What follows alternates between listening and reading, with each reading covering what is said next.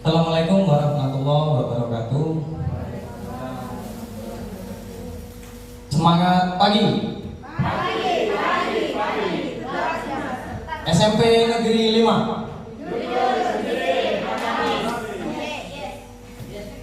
Baik, terima kasih Ibu Bapak yang sudah bersemangat untuk mengikuti sesi diseminasi budaya positif yang nanti akan saya bagikan. Pertama, mungkin puji syukur pada Tuhan Yang Maha Esa patut kita panjatkan pada kesempatan yang berbahagia ini, karena kita masih diberikan nikmat yang terutama, yaitu nikmat sehat yang insya Allah tidak kekurangan satu apapun di ruangan ini. Ibu Bapak yang saya hormati, saya sangat berterima kasih kepada jajaran pihak sekolah, terutamanya Wakil Kepala Sekolah Bidang Kurikulum Bapak Lukman Gabar SIMPD yang sudah memberikan ruang untuk bisa berbagi tentang diseminasi budaya positif ini. Baik Bapak Ibu, jadi di budaya positif ini adalah modul di dalam program pendidikan guru penggerak di akhir paket modul yang pertama di modul 1.4, bahwa di budaya positif ini sangat menarik, artinya menggelitik banyak orang untuk menjadi bahan diskusi yang tidak ada habis-habisnya. Karena dari budaya sendiri itu kita bisa memaknai segala sesuatu tidak semudah membalikkan telapak tangan untuk bisa menjadi sebuah budaya.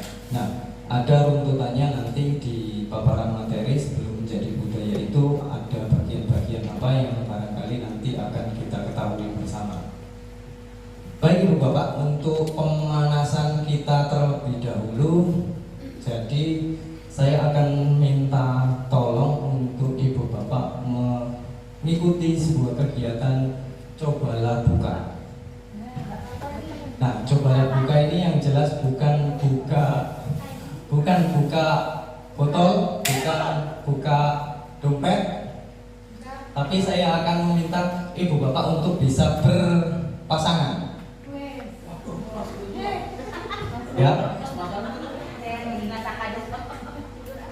Ibu Bapak bisa berpasangan. Kemudian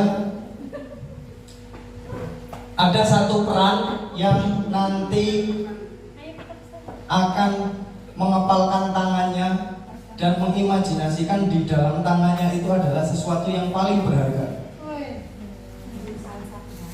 Silahkan disepakati salah satu untuk siapa yang nanti akan menjadi yang mengepalkan tangan, dan yang satu berusaha untuk boleh merayu, boleh membujuk, boleh memaksa bagaimana caranya supaya tangannya itu bisa terbuka.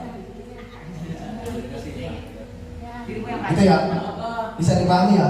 Silahkan dua orang, yang satu disepakati siapa yang mengepalkan tangan, dan yang satu nanti akan berusaha untuk membujuk, merayu, memaksa, bahkan dengan mengintimidasi atau bagaimanapun bentuknya. Yang jelas nanti bagaimana caranya supaya tangannya itu bisa terbuka.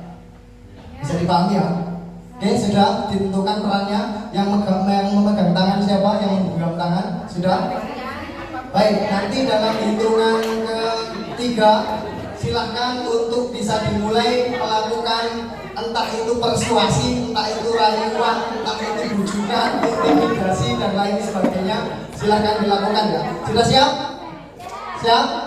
Oke, hitungan ketiga bisa dimulai. Bayangkan nanti di dalam yang dipegang itu adalah sesuatu yang paling berharga yang Bapak Ibu miliki, yang tidak ingin diketahui orang lain barangkali, tapi dengan upaya yang lainnya, upaya yang satunya berusaha untuk bagaimana caranya tangan itu bisa terbuka. Ya? Bisa dipahami ya? Oke, 1, 2, 3, mulai.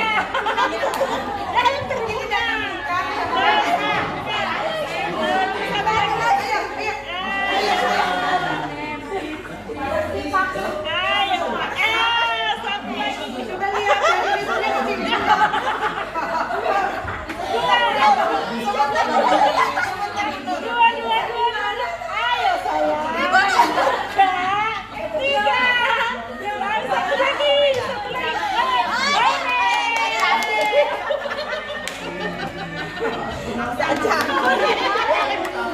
Udah bisa selalu. Saya Bayu, Pak. Udah lagi. Iki loh. Apa namanya?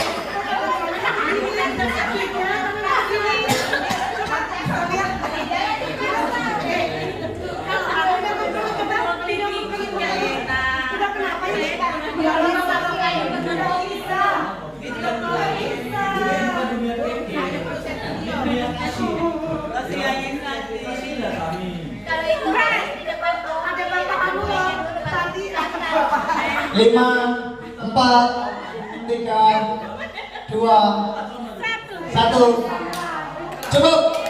Tepuk tangan dulu untuk dia. Di posisi ini saya yakin ada yang sudah berhasil membuka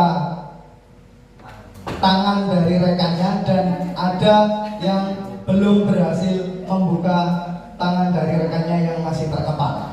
Boleh sebelum kita masuk ke penjelasan yang lebih spesifik untuk bisa memberikan pendapatnya bagaimana dinamika yang terjadi tadi, kemudian kenapa tadi bisa sampai terbuka dan apa yang dilakukan oleh rekannya dan yang masih tertutup. Jadi saya minta dua perwakilan untuk bisa menyampaikan pendapatnya.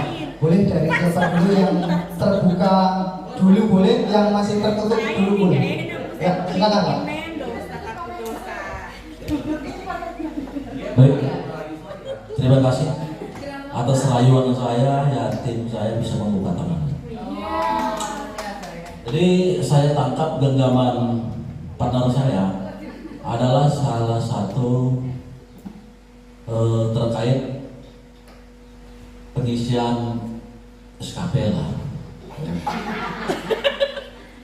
Ya, artinya dengan saya bisa mungkin di pemberi tidak banyak waktu untuk mendampingi kami.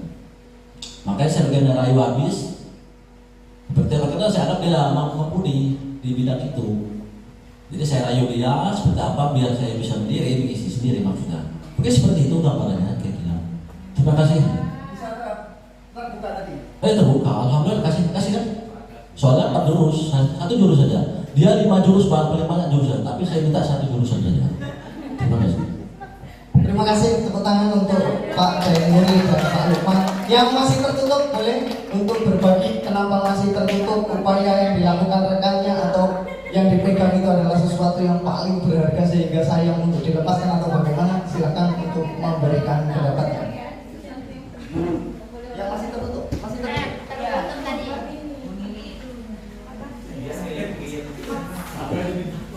Oke, terima kasih. Jadi tadi waktu cobalah membuka, ini teman saya Wisnatin tidak berhasil membuka tangan saya. Karena rayuannya belum ke arah maut, belum rayuan maut. Dia masih yang itu tuh ada apa, kotoran apa gitu. Jadi belum ada yang menjanjikan ke saya untuk saya bisa membuka dan belum ada yang meyakinkan saya untuk buka itu mau ngapain gitu. Terima kasih. Baik, terima kasih untuk Bu Isnatin. Ada yang perlu ditambahkan untuk Bu Isnatin dan Bu Nining? Tepuk tangan buat berdua. Baik Ibu Bapak, jadi dicobalah buka ini adalah Bapak Ibu punya kuasa untuk membuka dan tidak atau masih menutup. Artinya di sini semuanya adalah kita pahami bahwa tidak ada yang bisa mengontrol orang lain kecuali diri kita sendiri. Atau lagi, setiap apa yang dilakukan punya tujuan atau alasan. Kenapa tadi membuka pasti ada alasannya. Kenapa tadi menutup pasti memiliki alasan. Nah, kalau dalam teori kontrol menurut William Glasser itu namanya adalah beberapa ilusi-ilusi kontrol yang bisa kita lakukan ke orang lain. Untuk lebih jelasnya saya akan masuk ke paparan materi.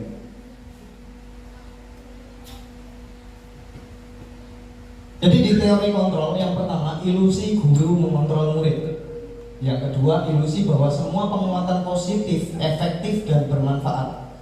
Yang ketiga ilusi bahwa kritik dan membuat orang merasa bersalah, dapat menguatkan karakter, dan yang terakhir ilusi bahwa orang dewasa memiliki hak untuk memaksa. Tadi ada yang beberapa sampai Muis memaksa tangannya dibuka.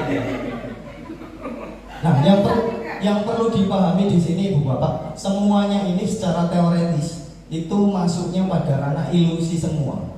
Artinya belum menjadi sebuah realitas atau kenyataan karena itu hanya sebuah ilusi. Artinya masih dalam tatap maya apa yang kita lakukan itu. Dan yang saya garis bawahi tadi ada dua hal tadi itu, bahwa ini dikuatkan dengan ada yang namanya stimulus respon sama teori kontrol atau pilihan. Dari permainan cobalah buka tadi, ada yang memberikan stimulus dengan memaksa, merayu dan lain sebagainya. Tetapi itu teori stimulus respon itu sekarang sudah dikuatkan lagi dengan yang namanya teori kontrol atau pilihan.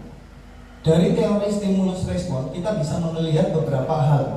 Stimulus respon itu mengubah orang agar berpandangan sama dengan kita. Artinya ada sebuah pemaksaan bahwa orang lain harus sama dengan pandangan saya. Tetapi di teori kontrol itu dipatahkan dengan kita berusaha memahami pandangan orang lain. Kemudian yang kedua, perilaku buruk dilihat sebagai suatu kesalahan. Kalau di teori kontrol itu setiap perilaku, setiap yang Bapak Ibu lakukan tadi, mau yang dikeluarkan adalah paksaan, mau yang dikeluarkan adalah rayuan, semuanya tujuannya untuk membuka tangan itu kan. Jadi ada semua hal yang kita lakukan itu pasti memiliki yang namanya tujuan. Kemudian orang lain bisa mengontrol saya. Dan yang perlu dipahami, hanya Anda sendiri yang bisa mengontrol diri Anda. Artinya yang memiliki kekuatan kontrol untuk membuka tangannya atau tidak, yang mengontrol adalah diri kita sendiri. Kapan saatnya saya membuka? Kalau tadi alasannya karena belum ada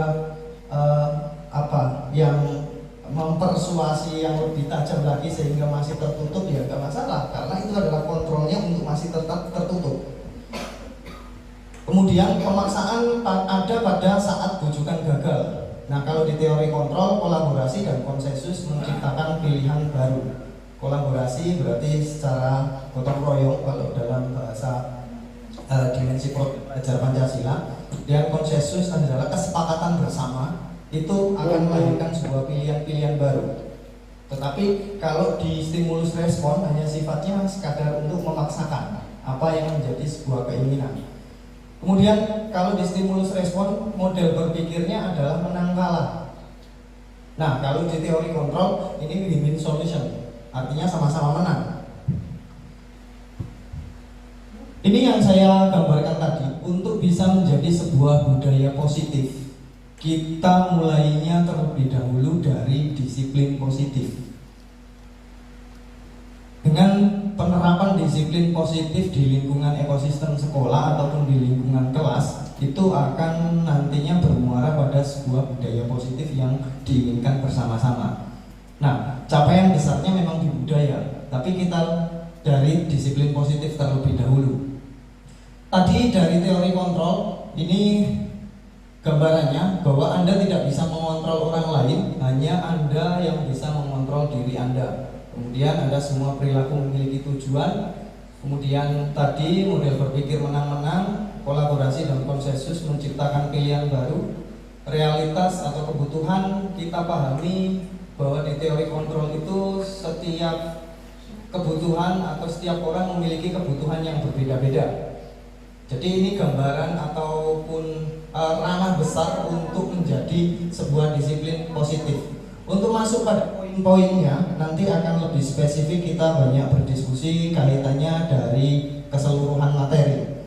Jadi kalau di disiplin positif itu nanti akan dikuatkan oleh yang namanya teori motivasi, baik dari internal maupun eksternal, atau bisa dikatakan intrinsik ataupun ekstrinsik.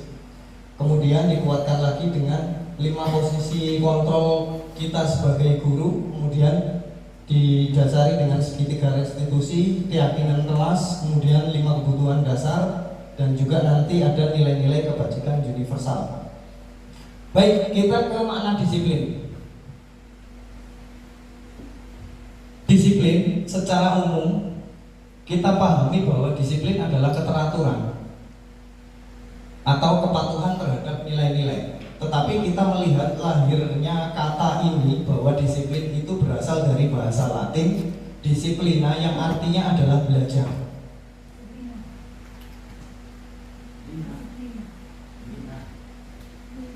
Nah, disiplin ini maksudnya adalah disiplin diri akan membuat orang menggali potensinya menuju sebuah tujuan apa yang dia hargai.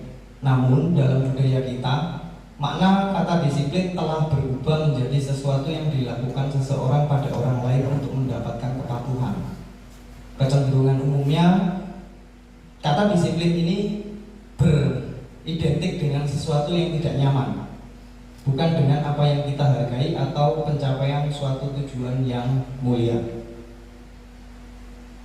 Nah, disiplin diri ini maksudnya adalah dorongan dari dalam diri seseorang untuk bisa melakukan nilai-nilai kebajikan universal yang diyakini atau dihargai.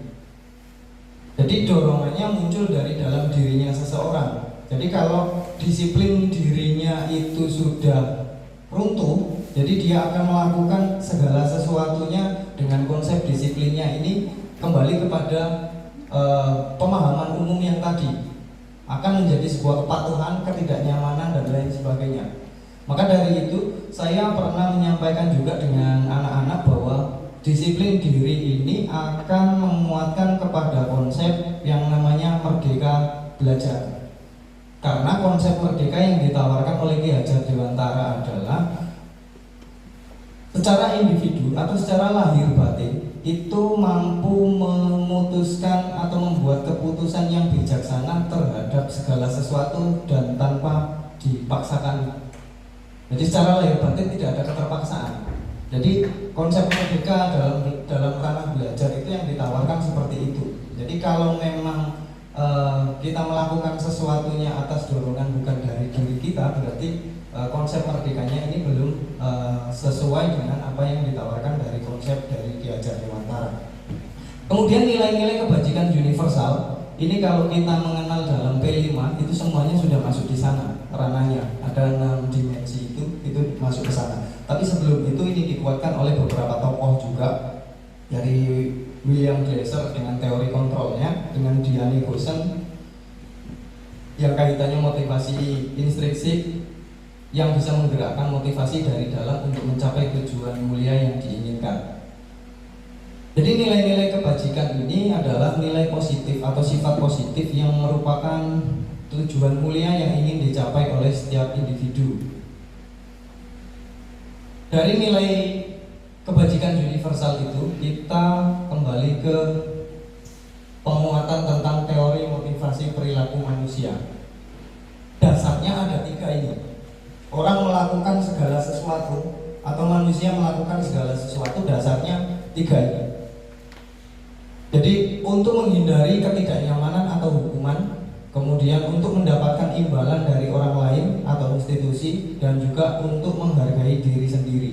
Nah, yang dimaksudkan di sini internal atau motivasi internal atau dorongan dari dalam itu kepada motivasi yang nomor 3. Sehingga untuk menumbuhkan disiplin positif ini kita mengupayakan untuk motivasi yang kita tanamkan itu pada bentuk untuk bisa menghargai diri sendiri.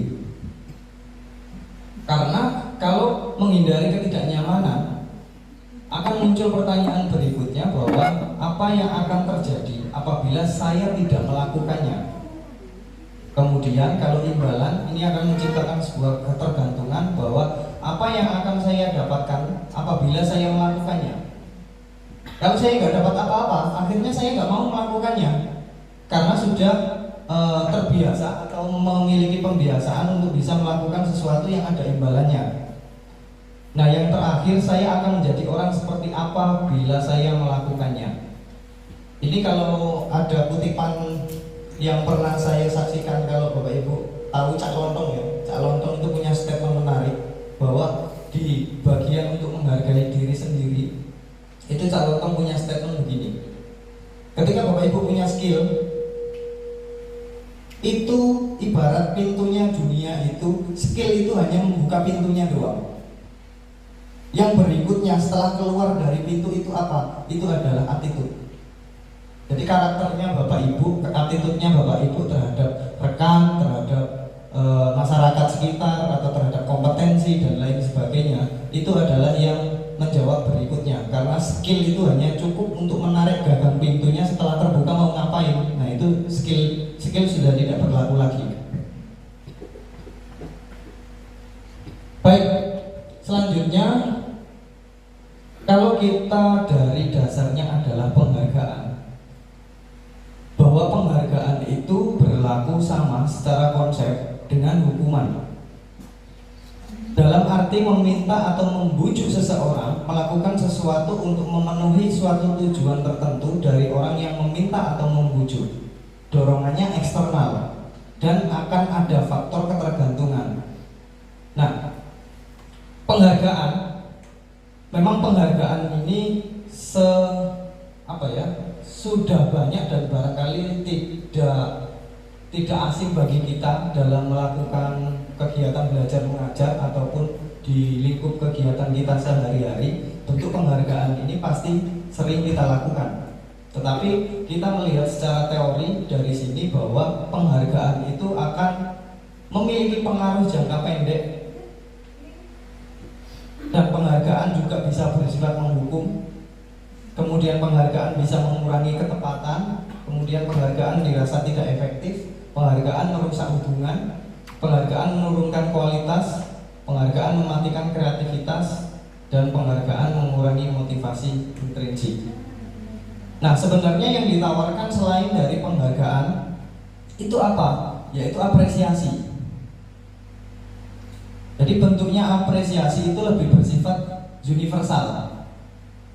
Dari apresiasi ini yang disarankan dalam program kebajikan itu memberikan pengakuan secara khusus, kemudian memberikan pengakuan juga secara pribadi, kemudian secara general kepada murid secara bergantian, dan memberikan pengakuan ini secara konsisten dan fokusnya pada ranah fokus proses.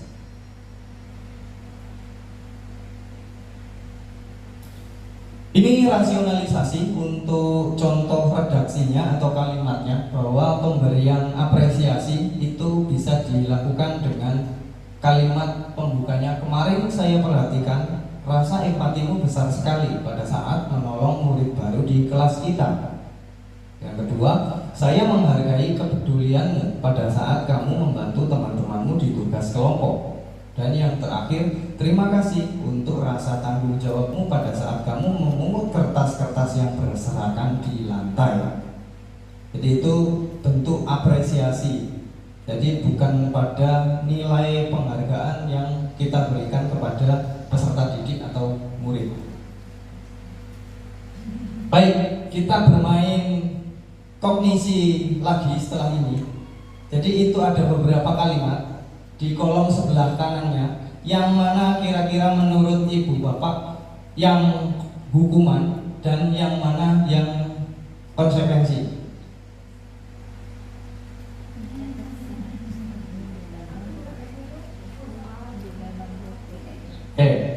Boleh untuk menyampaikan pendapatnya. Pak Direktur tadi sudah, Bu Nini mungkin yang belum berpendapat untuk bisa menyampaikan pendapatnya, karena pendapat itu tidak salah. Pendapat itu akan kita tahu kalau sudah dikomunikasikan. Boleh Pak Lukman?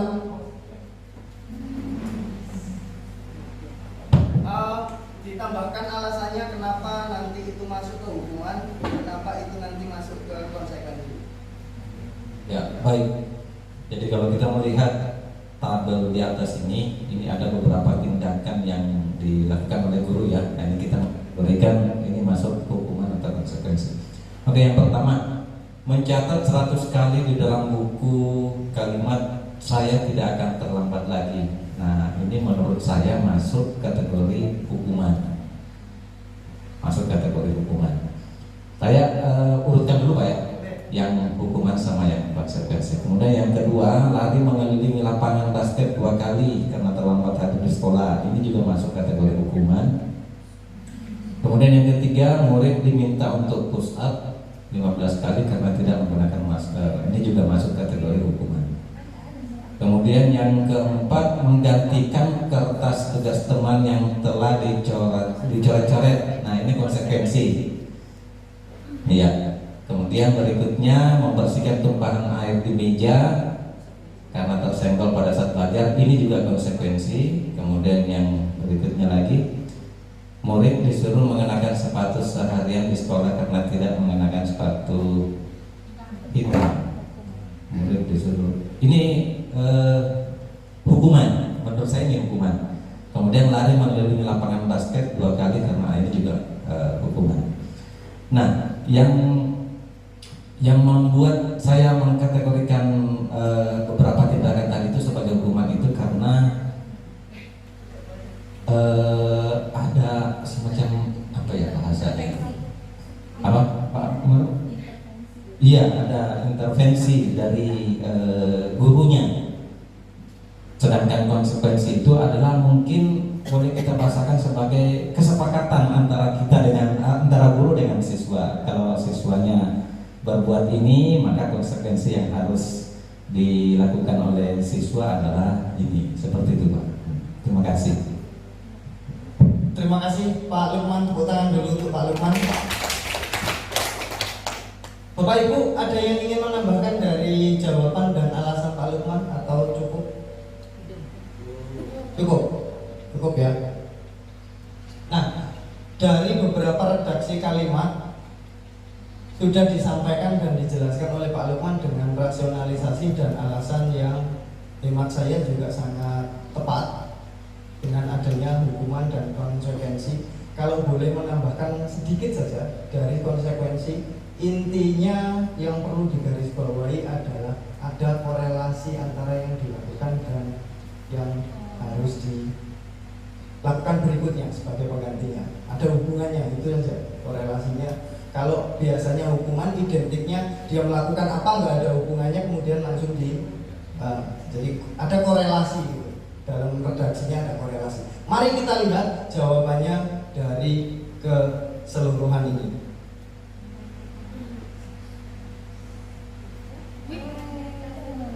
Yang terakhir barangkali terjebaknya karena di sini ada mata pelajaran PJOK.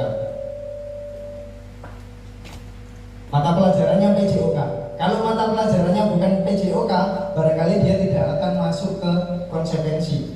Ini sebenarnya yang terakhir adalah konsekuensi. Ya, penulisan di situ salah. Saya ralat.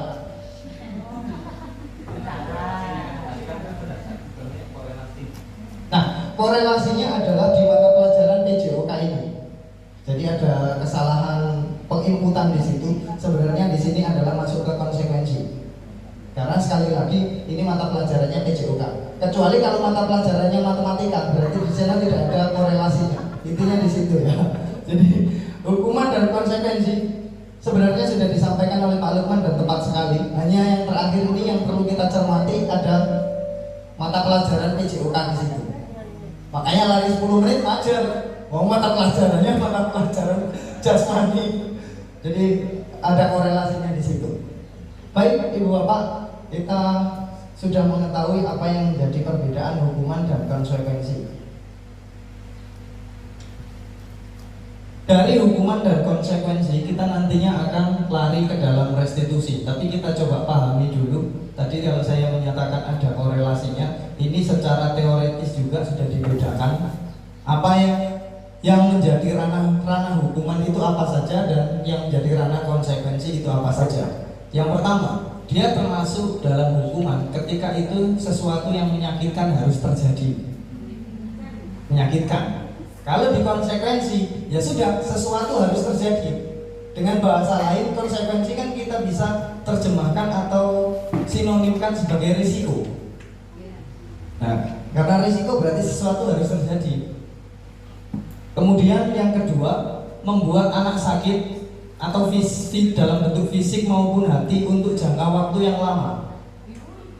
Nah, hukuman ini akan membekas sepanjang hidupnya. Kita mungkin barangkali masih mengingat ya, ketika di usia sekolah dulu kita mendapatkan hukuman dari beberapa guru atau pendidik di zaman kita, yang pada saat itu kan dengan hukuman yang dalam tanda kutip fisiknya luar biasa, tapi zaman dulu dengan zaman sekarang kan memang berbeda. Dan kita mengalami zaman itu, kita pasti mengingat pada saat itu dihukum oleh siapa dan bentuk hukumannya seperti apa. Itu pasti ingat sekali. Entah sepatu yang melayang atau mungkin ada bentuk-bentuk fisik yang lain, itu pasti akan kita ingat. Nah, kalau yang sekarang, kita ke konsekuensi itu anak menghargai yang namanya membuat anak merasa tidak nyaman dalam jangka waktunya pendek. Kalau konsekuensi, dia tidak nyaman tapi jangka waktunya pendek dibanding dengan hukuman tadi. Tidak nyaman dalam jangka waktu pendek seperti tadi, harus mengelap meja yang kotor karena tumpahan, dia tidak nyaman, tapi jangka waktunya kan selesai karena dia mengganti atas perbuatannya dan masih ada korelasinya. Kemudian anak membenci kedisiplinan ketika kita menerapkan yang namanya hukuman. Tetapi ketika kita menerapkan konsekuensi, anak akan menghargai disiplin. Kemudian hukuman sifatnya paksaan. Ya sudah, langsung aja dipaksa. Kemudian kalau di konsekuensi sifatnya stimulus atau tanggapan. Kemudian hukuman akan membiasakan anak untuk menyakiti diri sendiri. Kemudian konsekuensi mendorong anak untuk mudah menyesuaikan diri atau beradaptasi di sini. Nah, dengan adanya hukuman ini, anak akan memiliki konsep diri yang buruk, bahwa saya ini sering melanggar, bahwa saya ini begini, bahwa saya konsep diri yang ada di benaknya akan terbentuk sesuatu yang buruk. Tetapi kalau dari konsekuensi, itu adalah penyadaran dari tanggung jawab. Dari konsep dirinya akan baik. Kemudian anak belajar menyembunyikan kesalahan. Ada statement menarik ketika ketika seorang anak ataupun orang yang kita tahu satu kali akan melakukan sebuah kebohongan, itu akan menciptakan kebohongan berikutnya untuk menutupi kebohongan yang pertama. Nah, itu yang dinamakan akan menyembunyikan kesalahan. Jadi kesalahan yang pertama ini akan ditutupi oleh kebohongan berikutnya ketika kita menerapkan yang namanya hukuman. Kemudian kalau konsekuensi, anak akan belajar untuk mematuhi peraturan. Dan yang terakhir, hukuman, marah, menjadikan rasa bersalah, dia merasa dipermalukan dan merasa tidak dihargai. Sedangkan konsekuensi, kehilangan hak, dibuat tidak nyaman, diasingkan untuk sementara. Jadi untuk sementara, sifatnya sementara, jadi bukan jangka panjang kalau konsekuensi. Itu ibu bapak kaitannya hukuman dan konsekuensi. Sebenarnya kalau kita urutkan secara grade dari hukuman itu kemudian turun ke konsekuensi, kemudian yang paling ditawarkan untuk dari budaya positif yang sekarang ini dan menyesuaikan dari kurikulum Merdeka adalah restitusi. Apa itu restitusi? Restitusi adalah tingkatan di atasnya konsekuensi. Artinya kalau kita terbiasa menghukum, kita mungkin akan beralih untuk memosisikan diri kita ke konsekuensi. Kalau sudah bisa di konsekuensi, idealnya adalah kita menjadi perestitusi atau pelaku restitusi. Apa itu restitusi? Restitusi adalah proses menciptakan kondisi bagi murid untuk memperbaiki kesalahan mereka, sehingga mereka bisa kembali pada kelompok mereka dengan karakter yang lebih kuat. Restitusi juga merupakan proses kolaboratif yang mengajarkan murid untuk mencari solusi atas masalah mereka dan membantu murid berpikir tentang orang seperti apa yang mereka inginkan dan bagaimana mereka harus memperlakukan orang lain. Jadi tingkatan paling atas untuk disiplin positif ini adalah bentuk restitusi. Nah, restitusi bagaimana caranya untuk melakukan restitusi? Nanti ada tahapannya. Tapi sebelum itu kita maknai dari tiga tahapan tadi sebagai budaya positif atau disiplin positif yang nanti bisa kita terapkan begitu ya. Jadi kalau di hukuman itu otomatis identitasnya gagal. Identitas gagal. Jadi makanya kalau bisa disarankan itu ke konsekuensi, karena identitasnya masih identitas sukses. Nah, kalau sudah bisa dikonsekuensi, kita masuk ke wilayah restitusi. Karena di konsekuensi kita lihat poin dari sana yaitu di posisi yang netral, sedangkan di restitusi adalah poin yang sangat positif yang bisa kita maknai lebih memberdayakan dan lebih berpihak kepada murid. Kita langsung baca di restitusi. Restitusi merupakan sebuah pilihan.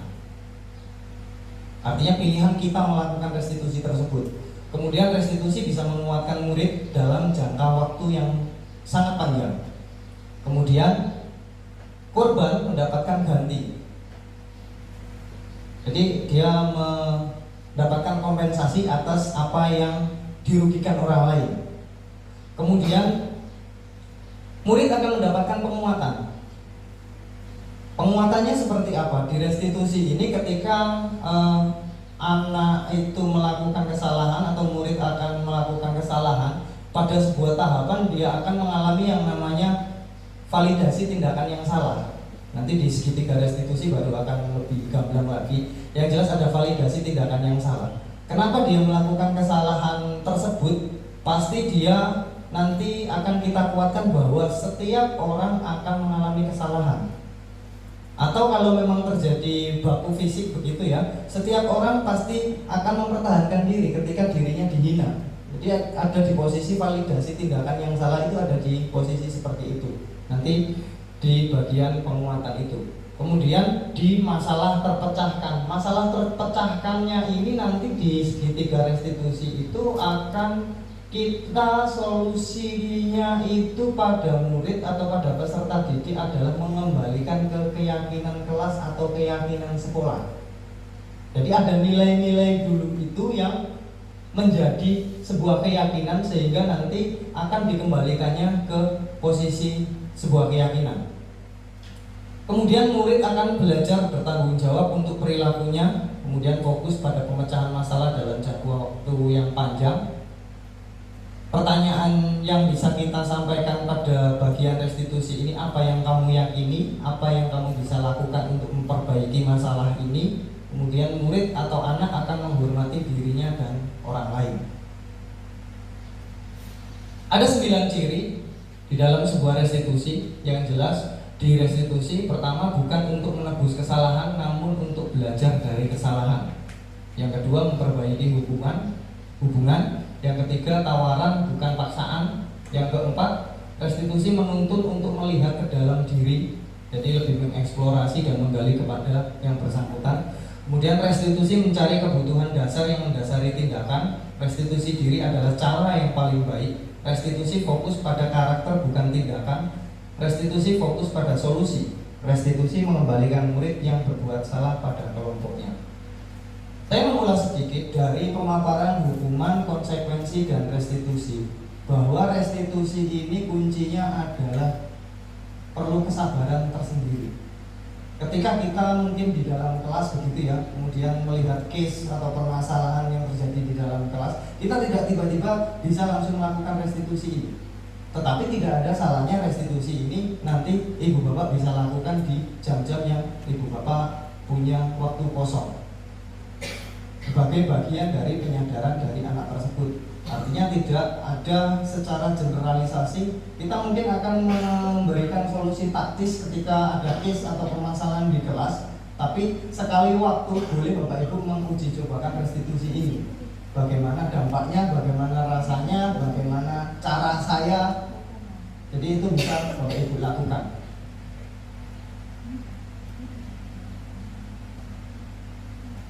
Baik, nanti di restitusi akan lebih jelas dan lebih gamblang dalam bentuk segitiga restitusi apa saja yang nanti akan dilakukan. Sekaligus nanti saya akan menunjukkan dokumentasi dari restitusi yang pernah saya lakukan. Kita beranjak dari restitusi menuju kepada konsep keyakinan. Mengapa tidak peraturan saja? Mengapa harus keyakinan kelas? Nah, Kurikulum Merdeka atau kurikulum yang saat ini menawarkan bahwa peraturan atau tata tertib itu diganti dengan sebuah nilai keyakinan. Nah, keyakinan ini bisa berbentuk dari keyakinan kelas ataupun nanti bisa menjadi sebuah keyakinan sekolah. Sebelum masuk ke materi, mungkin sedikit berbagi ya.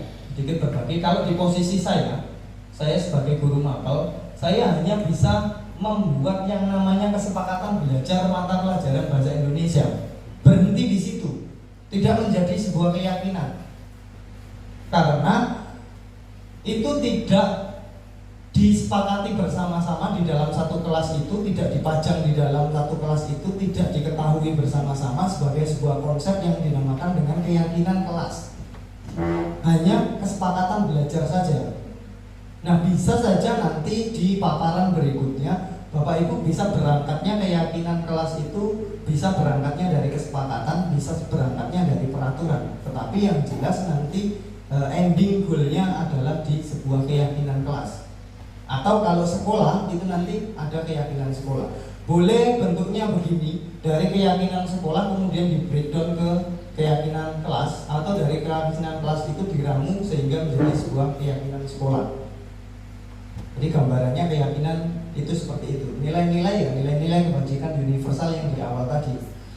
Kita mengingat dari materi atau kita fokus ke sini lagi bahwa nilai keyakinan kelas atau kenapa harus keyakinan bukan peraturan.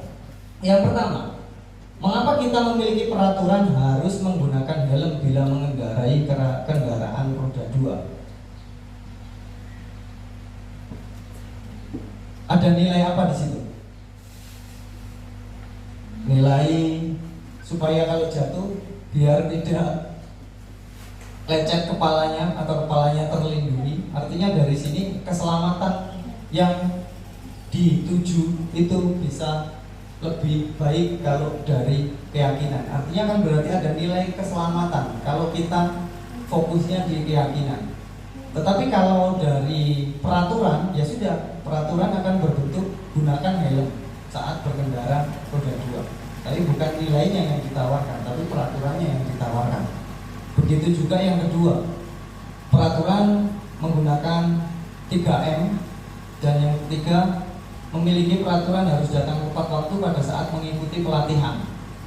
Ini pelatihan ya, karena sasarannya yang sering kali pelatihan itu waktu yang dicantumkan dengan waktu dimulainya itu bisa menjadi kita rahasia umum ya, artinya bisa kita ketahui bersama-sama. Untuk mendukung motivasi intrinsik, kembali ke nilai-nilai atau keyakinan-keyakinan lebih menggerakkan seseorang dibanding mengikuti serangkaian peraturan-peraturan. Baik, dari peraturan kelas atau dari tadi yang saya sampaikan adalah kesepakatan belajar, itu nanti bisa menjadi sebuah keyakinan kelas atau keyakinan sekolah. Selanjutnya akan menjadi sebuah lingkungan yang positif di dalam ekosistem sekolah, dan pada akhirnya akan membentuk disiplin positif atau budaya positif.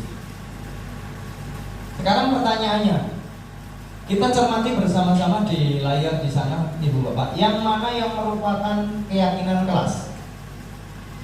Ada kiri dan ada kanan. Tulisannya sama, kesepakatan kelas. Tapi dari sana, dari redaksi kalimat yang disusun, ada yang keyakinan kelas, ada yang peraturan.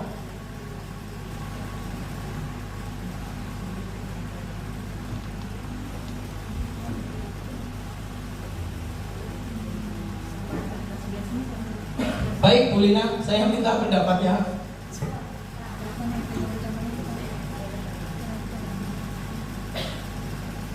Di situ ada peraturan, ada keyakinan. Tapi tagline-nya sama-sama kesepakatan. Tagline-nya sama-sama kesepakatan.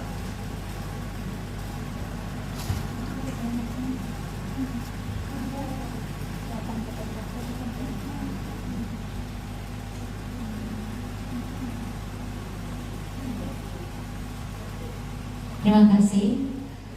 Menurut saya yang merupakan keyakinan kelas itu yang ada gambarnya sebelah kanan ya. sebelah kanannya. Ya, di sebelah kanan. Sebelah kanan apa sebelah kiri? Kalau dari yang ada gambarnya. Yang hijau maksudnya. Alasan saya karena itu sifatnya khusus merujuk ke kelas. Kalau misalnya yang sebelah kanan itu sifatnya umum. Kami guru dan murid yang saling menyayangi itu kan sifatnya umum. Ini kalau keyakinan kelas berarti khusus untuk di dalam kelas. Terima kasih. Sama-sama tepuk tangan dulu untuk Bu Lena. Ibu Bapak sepakat atau punya pandangan yang berbeda atau persepsi yang berbeda dari kedua tampilan yang ada di sana? Kalau tadi menurut Bu Lina yang sebelah kanan saya ya, artinya yang ada gambarnya itu adalah keyakinan. Kemudian yang sebelah kiri itu adalah peraturan. Ya, paham semua atau punya pendapat sendiri yang berbeda dengan apa yang disampaikan Bu Lina? Berbeda Pak Lukman? Boleh Pak?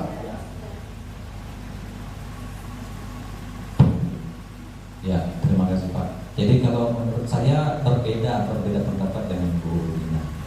Kalau saya malah yang hijau itu peraturan, ya, yang putih itu kesepakatan. Nah, ini bisa dilihat dari bahasa yang digunakan itu. Yang pertama, kalau yang di warna hijau datang tepat waktu. Nah, itu kan biasanya bahasa-bahasa yang tercantum di peraturan. Iya, ada tertib, menjaga kebersihan. Nah, itu kan sifatnya apa ya? Semacam penekanan. Nah, kalau kesepakatan, nah, ini berbeda itu seakan-akan kalimat yang apa ya? Saya bingung membahasnya juga seperti itu. Tapi artinya ada semacam ajak apa namanya Pak Dek? Ajakan, menurut banyak Pak Dek kayak ajakan. Seperti itu Pak. Terima kasih. Baik, terima kasih atas tanggapan yang berbeda dari Pak Lukman. Tepuk tangan untuk Pak Lukman. Bapak Ibu dalam berpendapat tidak ada yang salah, karena setiap kepala memiliki pandangan berbeda atau persepsi berbeda. Tetapi dari esensi atau redaksi kita bisa menyimpulkan dari kedua hal ini apa yang akan menjadi peraturan atau keyakinan. Nah, pertanyaannya di sini keyakinan. Kita kembalikan ke paparan saya yang sebelumnya tadi, bahwa sebuah keyakinan itu didasarkan pada nilai-nilai kebajikan universal. Dan keyakinan itu sifatnya masih bersifat global. Masih bersifat global. Artinya benar apa yang disampaikan Pak Lukman. Kalau sebuah keyakinan itu tidak akan mengarah pada satu hal yang spesifik apa gitu, tetapi pada konsep ajakan atau nilai moral atau moral value yang sengaja diberikan atau disepakati menjadi sebuah keyakinan. Kita lihat yang pertama, ada saling menyayangi, ada rasa semangat, dan ada peduli. Ini konsep yang bisa kita bawa kepada sebuah keyakinan. Kalau tadi disampaikan Pak Lukman juga bahwa datang tepat waktu itu biasanya di poin tata tertib ataupun di peraturan, itu memang benar. Jadi secara kesimpulan, kalau dari redaksi yang ada di sini sebelah kiri dan sebelah kanan, kalau kita simpulkan dari pertanyaan yang mana yang merupakan keyakinan, keyakinannya ada di sebelah kiri. Karena konsep-konsep atau moral-moral value yang ditawarkan di dalam kiri itu lebih bersifat global, tidak langsung to the point begitu ya. Kalau di to the point itu maksudnya tetap menjadi peraturan atau tata tertib. Tepuk tangan dulu untuk kita.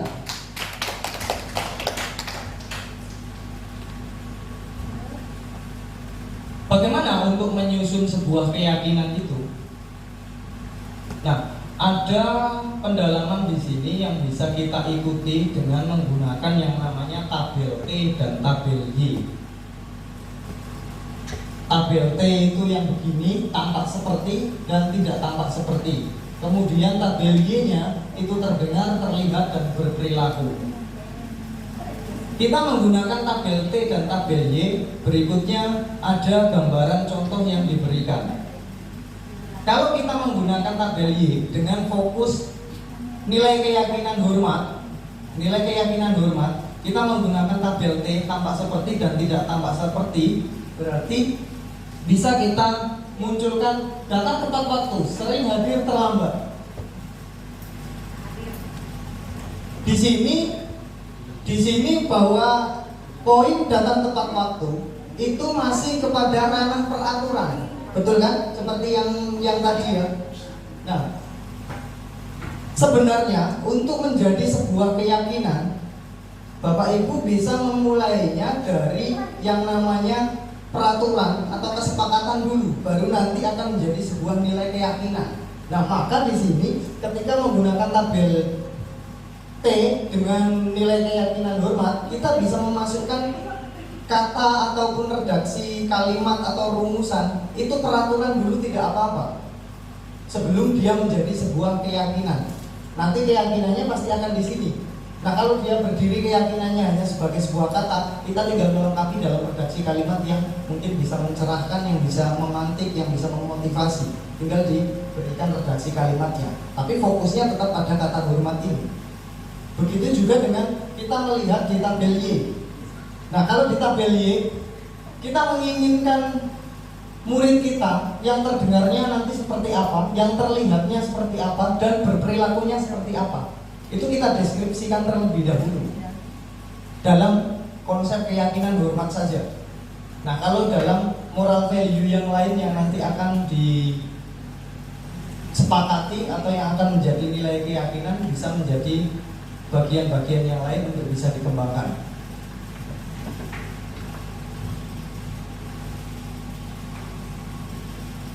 Baik, di sana ada peraturan. Kemudian di sebelah kanannya ada nilai keyakinan kelas yang dituju. Sekali lagi, saya akan meminta pendapatnya Ibu Bapak untuk fokus moral value atau nilai atau keyakinan yang dituju apa dari redaksi yang di sebelah mana ini? Sebelah kanannya. Berarti sebelah kanan ini kan ada redaksi kalimatnya. Nah, berarti di sebelah kirinya keyakinan kelas apa yang dituju? Contohnya seperti yang tadi ya. Nah, kalau di sini ada nilai hormat, nah berarti kan di sini ada menyapa teman dan guru, ini nilainya hormat. Kalau di sini ada nilai bekerja, berarti di sini tampak sepertinya tekun bekerja dan lain sebagainya. Nah, sekarang ada kolom yang masih kosong begini. Kalau selalu kembalikan buku ke tempatnya, kira-kira nilai keyakinan yang disasar apa? Bu Is, boleh berpendapat? Bu Is nanti satu dulu boleh. Nanti banyak-banyak. Untuk yang peraturan selalu kembalikan buku ke tempatnya, mungkin itu kok kedisiplinan, Pak. Kedisiplinan, karena ada kata selalu kembalikan buku ke tempatnya. Karena ciri-ciri orang yang disiplinkan, dia selalu apa yang dilakukan pasti dia akan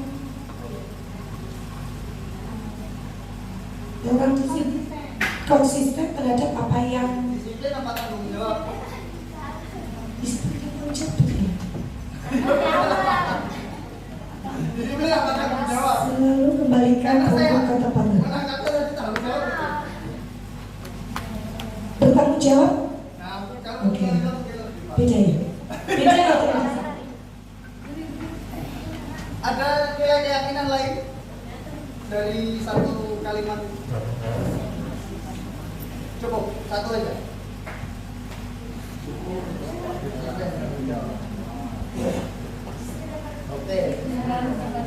Oke, terima kasih Bu Isnatin. Bu Erni, boleh menambahkan untuk beberapa poin yang masih belum terjawab?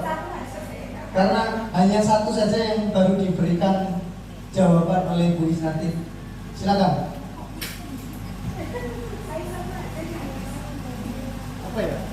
Gak usah bingung-bingung, tinggal jawab. Kan tidak ada yang salah. Pendapat kan tidak ada yang salah.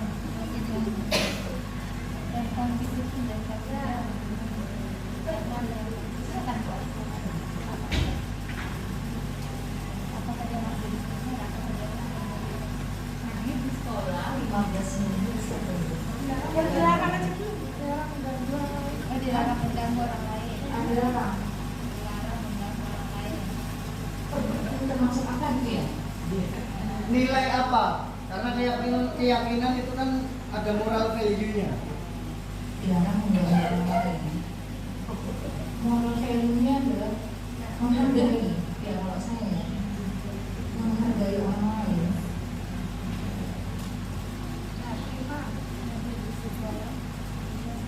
Ya kalau saya untuk penghargaan jadi ya jangan mengganggu. Ya apa-apa. Namanya juga pendapat. Ya yang ketiga itu untuk tanggung jawab kalau menurut saya. Ya 15 menit sebelum belajar mengingat yang tumbuh dari kesadaran. Jadi wujud moral value-nya adalah tanggung jawab. Kemudian dilarang melakukan kekerasan.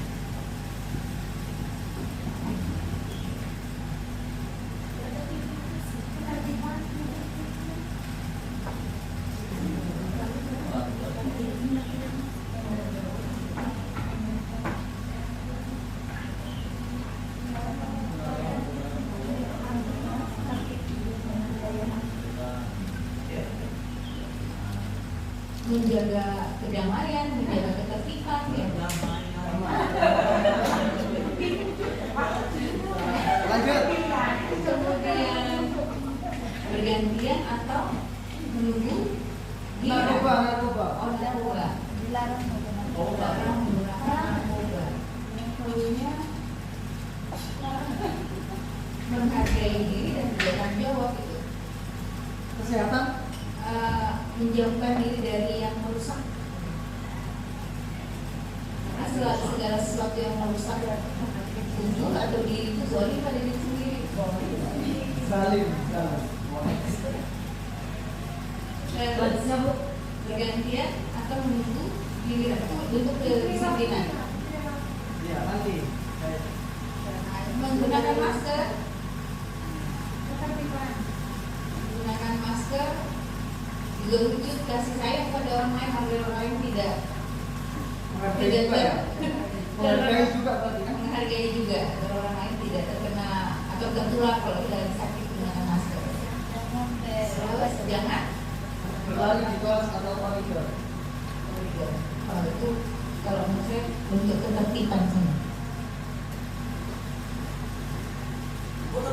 Wah, tepuk tangan dulu buat ini sudah memberikan rasionalisasinya berkaitan dengan nilai keyakinan yang dituju.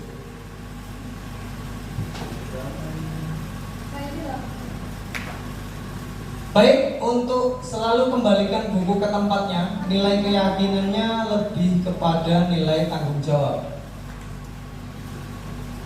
Kemudian dilarang mengganggu orang lain, lebih menghormati orang lain. Kemudian hadir ini menghormati orang lain dan juga komitmen. Kemudian melakukan kekerasan, itu nilai-nilainya ada keselamatan di situ. Ada juga hormat kepada orang lain juga. Kemudian kalau narkoba, karena zalim pada diri kata Bu Erni, itu pada nilai kesehatan terhadap diri sendiri ya. Kemudian bergantian menunggu giliran, itu menghormati orang lain dan nilai sabar. Kemudian menggunakan masker itu selain keselamatan ada juga nilai kesehatan. Dan yang terakhir keselamatan dan keamanan. Tepuk tangan dulu buat kita.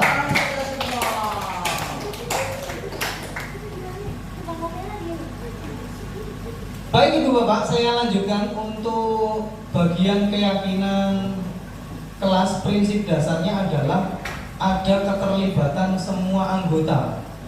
Kalau di kelas berarti anggotanya adalah murid atau peserta didik itu ada keterlibatan dalam pembuatan yang namanya keyakinan ini. Makanya di dalam keyakinan ini kan bisa dimulainya dari peraturan atau kesepakatan belajar, boleh dimulainya dari situ.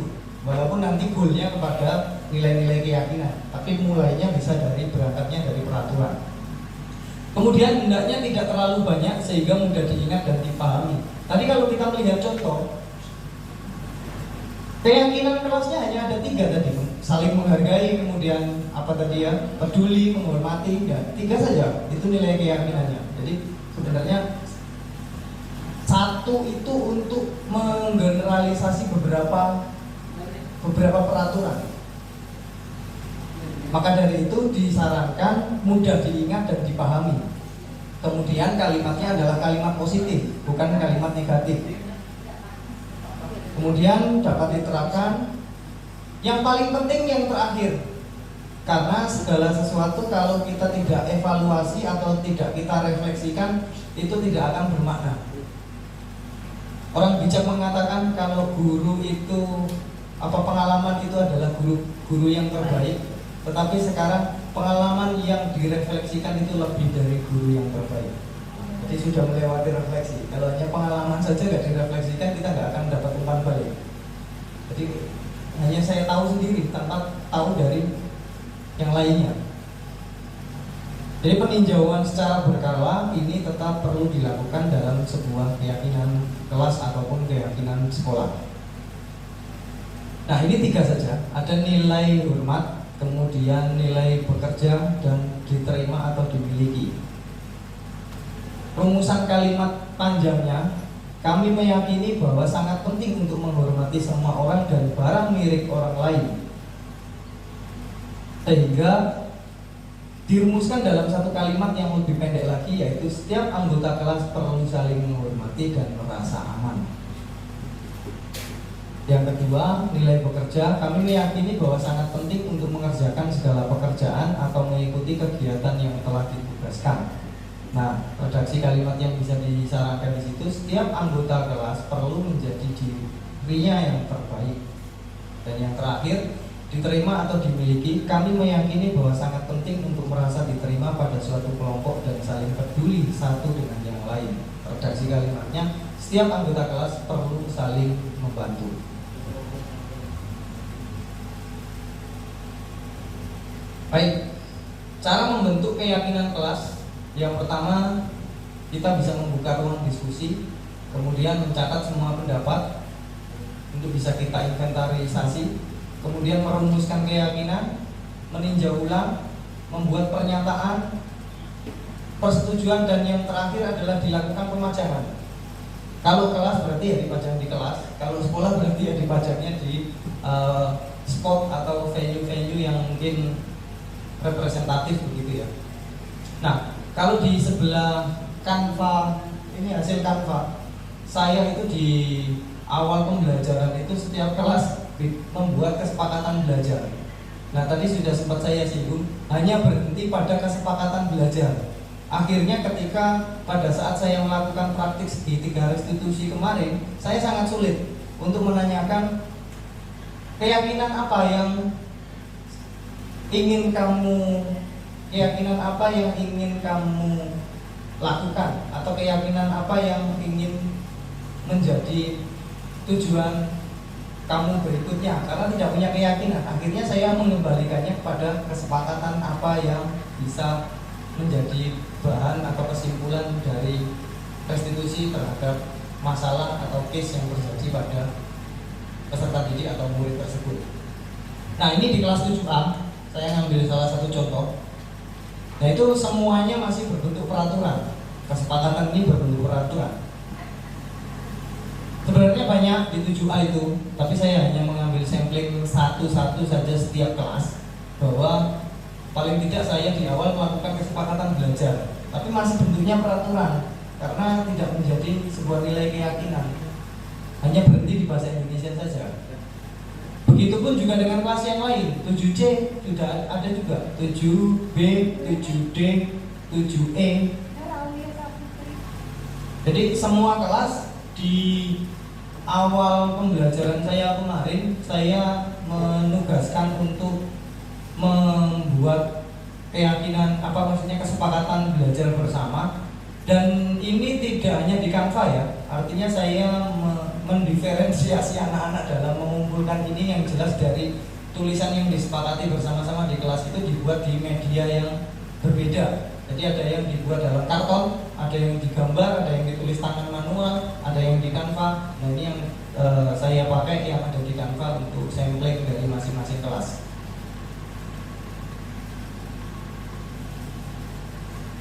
Tapi ya itu tadi, artinya ini hanya berlaku pada pelajaran bahasa Indonesia.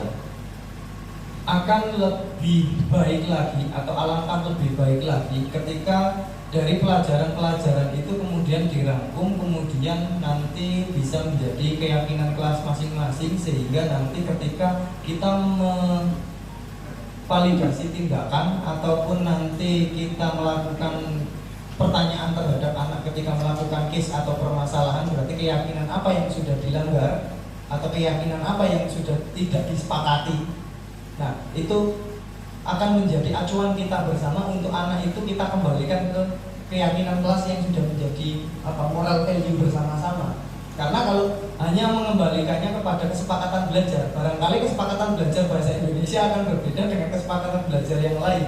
Tapi kalau sudah menjadi keyakinan, nah itu yang akan kita bawa bersama-sama. Kita gotong royong untuk mewujudkan itu, sehingga ketika ada case atau permasalahan kita membawanya ke sana. Proses penyadarannya ke sana. Nah, ini ada di restitusi juga kebutuhan dasar, bahwa ini adalah kebutuhan dasar kita. Kebutuhan dasar manusia, kebutuhan dasar anak-anak, kebutuhan dasar peserta didik. Semua memiliki kebutuhan dasar ini, 5 ini. Kebutuhan dasar bertahan hidup, kasih sayang dan rasa diterima, penguasaan, kesenangan dan kebebasan. Kita ataupun peserta didik melakukan segala sesuatu pasti untuk memenuhi kebutuhan dasar ini. Entah hanya salah satu, entah kelimanya, entah 2 atau 3. Kita coba berefleksi, apa yang kita lakukan kaitkan kepada 5 kebutuhan dasar manusia ini, pasti ketemu di sana. Entah itu hanya bertahan hidup, entah itu untuk rasa diterima orang lain, entah itu penguasaan, entah itu kesenangan dan kebebasan. Nah, di bagian permasalahan yang nanti akan di restitusi atau yang dialami oleh peserta didik atau murid, dia pasti memenuhi kebutuhan dasar ini. Penguasaan, mungkin dia karena penguasaan besar sendiri, yang lainnya nggak berani, sehingga apa-apa main fisik. Nah, berarti kebutuhan dasarnya yang dipenuhi adalah di penguasaan. Kebebasan, kesenangan dan lain sebagainya itu pasti akan kembali ke sini. Pasti ke 5 kebutuhan dasar ini yang nanti akan dimiliki oleh setiap manusia, pasti. Baik, setelah mengetahui kebutuhan dasar dari peserta didik atau murid, penting untuk kita ketahui di 5 kebutuhan dasar itu sebagai alasan apa kebutuhan yang dipenuhi terhadap tingkah laku atau permasalahan atau case yang dilakukan oleh peserta didik atau murid atau bahkan kita. Peserta didik, murid atau kita itu pasti akan memenuhi satu atau beberapa di antara kebutuhan dasar yang lain. Nah, sekarang dari kebutuhan dasar itu kita berefleksi kembali posisi kita atau peran kontrol kita terhadap murid. Karena kita di posisi pendidik atau guru, itu ada di posisi mana? Kita menjadi seorang penghukum, kita menjadi seorang pembuat orang merasa bersalah, kita menjadi seorang teman, kita menjadi seorang pemantau, kita menjadi seorang manajer.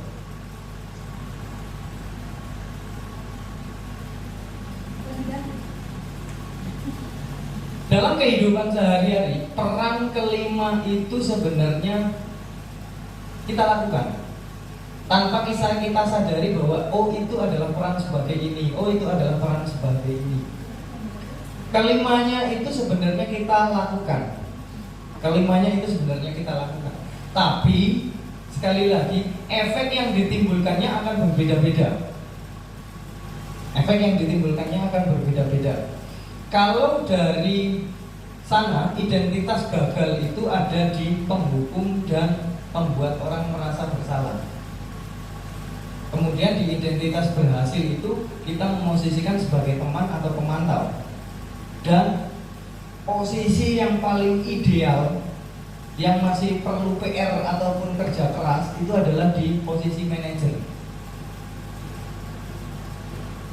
Nah, posisi manajer ini akan sering melakukan yang namanya restitusi tadi. Akan sering. Tetapi ketika kita don't have time gitu-gitu ya, kurang memiliki banyak waktu dan kesabaran, barangkali kita bisa bergeser turun satu tingkat di bawah manajer, yakni berada di pemantau. Kuncinya di pemantau itu sering mengembalikan anak terhadap konsekuensi. Simpelnya begitu. Jadi ada pencatatan-pencatatan terhadap barangkali nilai keyakinan ini, nilai keyakinan apa yang sudah kamu lihat, berarti konsekuensinya apa. Jadi kembalinya di posisi pemantau. Karena yang disarankan memang kita berada di posisi manajer. Tetapi sebelum manajer kita bisa menjadi pemantau. Saya dan Bapak Ibu yang lain di posisi dengan identitas gagal sebagai penghukum pasti pernah. Kemudian di pembuat orang bersalah juga pernah. Sebagai teman juga pernah. Nah, ini sedikit refleksi. Saya dulu pernah namanya itu si Ijul siapa yang yang dulu kelas 3 tuh Julinansa. Saya suruh masuk itu nggak mau masuk, sehingga saat itu saya terbawa emosi, sehingga dengan cepat saya bentak gitu. Saya masuk kelas, saya mengingat ini. Jadi hati dan pikiran saya langsung nggak berterima. Saya datangi kembali anak itu, saya minta maaf. Nggak tahu kenapa. Karena saya sudah membaca ini. Kecuali saya nggak membaca ini mungkin no problem gitu ya. Jadi ketika saya sudah membaca ini, waduh, kok begitu ya? Dan saya akhirnya memikirkan identitas gagalnya ini, waduh. Akhirnya saya turun lagi, saya minta maaf.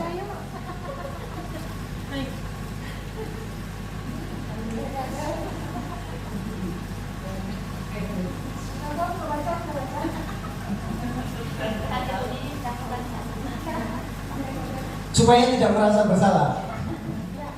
Enggak, artinya ini refleksi saya ya. Artinya ketika saya melakukan segala sesuatu kemudian saya kaitkan dengan apa yang saya pahami, akhirnya yaitu tadi nalar dan hati saya tidak berterima, sehingga saya memperbaiki diri lah, karena saya mengingat jangka panjangnya yang barangkali akan membekas di anak tersebut.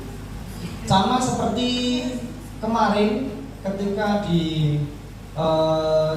si Raymond sama si Aan ada terlibat sebuah permasalahan yang sehingga saya restitusi itu kelas 7D, sehingga saya restitusi. Jadi pada saat jam istirahat mereka main lari-larian atau main kelahi-kelahian sehingga salah satu nangis.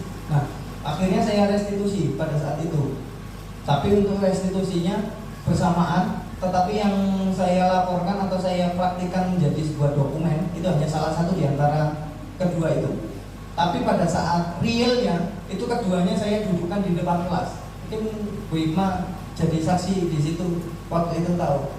Jadi si Raymond, kelasnya saya minta, karena kami kebetulan kolaborasi dengan Bu Ima, kelasnya saya minta handle Bu Ima. Saya merestitusi Raymond dan Aan di depan kelas itu dengan gaya segitiga restitusi yang coba saya terapkan gitu. Dari tahapan-tahapannya itu. Baik, itu Bapak Ibu untuk 5 posisi kontrol. Jadi kita diharapkan untuk di posisi pemantau atau di posisi manajer. Jadi untuk pertanyaan-pertanyaannya ini bisa bisa kita lihat dari kolom sebelah kanan dan kolom sebelah kiri. Ketika kita menggunakan redaksi yang saya kecewa sekali dengan kamu, itu posisi kontrolnya adalah ada di pembuat orang merasa bersalah. Kemudian kamu tidak pernah benar melakukannya, itu berarti posisi di penghukum. Ayo lakukan demi bapak ibu, itu berarti sifatnya mendorong begitu, itu di posisi kontrol sebagai teman. Kemudian apakah kamu mau mendapatkan stiker bintang hari ini, itu di posisi pemantau. Jadi ada poin-poin gitu yang menjadi tawaran. Jadi di posisi pemantau ini masih memegang yang namanya penghargaan gitu ya. Jadi masih memegang penghargaan. Kemudian, nah kalau di posisi manajer, ini yang kemarin juga sudah saya sempat uji cobakan terhadap case atau permasalahan yang ada. Jadi bagaimana kamu menyelesaikan masalah ini? Menurut kamu, apa yang kamu rekomendasikan teman kamu untuk mengganti kerugian kamu? Jadi itu percakapan-percakapan yang bisa dilakukan di posisi kontrol kita sebagai manajer. Kamu selalu yang paling terakhir, itu adalah di posisi kontrol sebagai penghukum.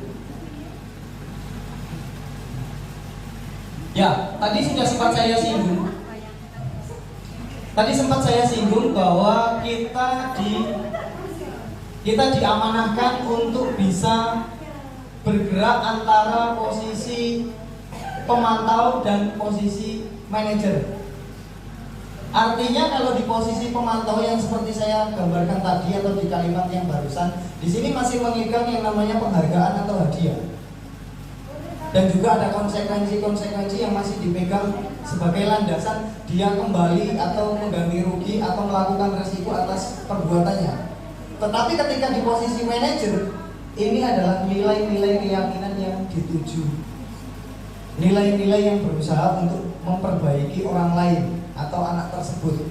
Jadi nilai-nilai yang dikembalikan di situ untuk bisa memperbaiki kesalahan yang sudah diperbuatnya.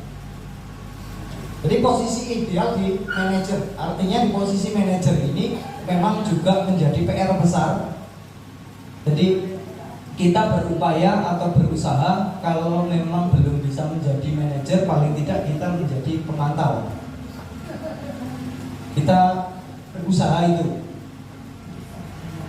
Jadi kalau tidak, saya akan diberi hukuman untuk membuat tidak nyaman. Jadi di posisi manajer itu nilai yang diyakini dan bagaimana memperbaiki masalah ini. Baik, selanjutnya adalah segitiga restitusi. Segitiga restitusi ini adalah perpanjangan tadi dari restitusi. Kalau restitusi secara konsepnya adalah memperbaiki murid atau peserta didik supaya bisa menghargai nilai terhadap dirinya. Nah, kalau penanganan masalah terhadap murid atau problem yang terjadi, itu kita diamanahkan untuk melakukan segitiga restitusi ini. Seperti yang pernah saya praktikkan di salah satu aksi nyata di demonstrasi kontekstual kemarin. Dan juga saya beberapa kali juga mencoba untuk melatihkan segitiga restitusi ini. Nah, di segitiga restitusi ini sebenarnya ini nomornya tidak ada. Tetapi kalau boleh saya tunjukkan, di nomor satunya itu adalah di sini, menstabilkan identitas ini.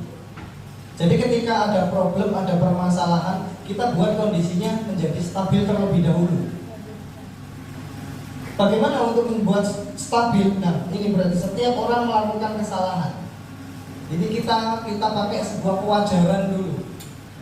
Kita pakai sebuah toleransi dulu atas apapun yang dilakukan.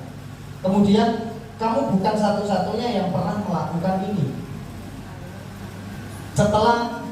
Setelah identitasnya distabilkan, baru yang kedua dibawa ke validasi tindakan atau validasi kebutuhan.